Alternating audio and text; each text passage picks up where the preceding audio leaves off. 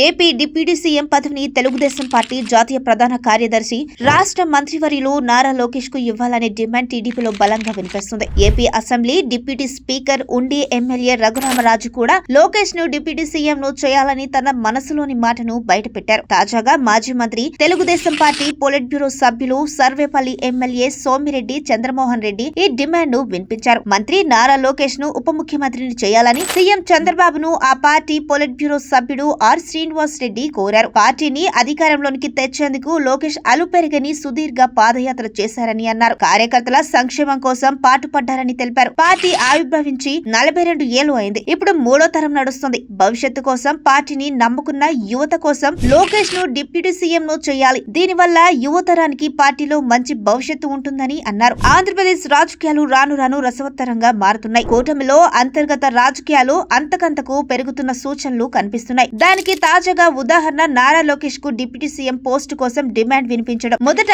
జనసేన పార్టీని పవన్ కళ్యాణ్ ను తీవ్రంగా వ్యతిరేకించే మహాసేన రాజేష్ ఈ డిమాండ్ ను తీసుకువచ్చారు. తర్వాత పొలిట్ బ్యూరో సభ్యుడు మద్దతు పలికారు. ఇదంతా వ్యూహాత్మకంగానే చేస్తున్నారన్న అభిప్రాయం వినిపిస్తుంది. పవన్ కళ్యాణ్ కు చెక్ పెట్టడానిక జనసేన పార్టీ వర్గాలు పవన్ కళ్యాణ్ ఒక్కరే అద్భుతంగా పనిచేస్తున్నారని, ప్రభుత్వ పనితీరు పవన్ వల్ల మెరుగ్గా ఉందని ప్రచారం చేస్తున్నారు. పవన్ కళ్యాణ్ కూడా అప్పుడప్పుడు చంద్రబాబుకు పోటీగా కార్యక్రమాలు నిర్వహిస్తున్నట్లుగా వ్యవహరిస్తున్నారు. తిరుపతిలో తొక్కిసలాట జరిగినప్పుడు విడిగా పరామర్శలకు వెళ్లారు. అలాగే పార్టీని బలోపేతం చేసుకునేందుకు ఆయన విస్తృతంగా పర్యటనలు చేయాలనుకుంటున్నారు. ఇలాంటి పరిస్థితిలో పవన్ కు చెక్ పెట్టడానికి లోకేష్ ను కూడా డిప్యూటీ సీఎం చేయాలన్న వాదన వినిపిస్తోంది.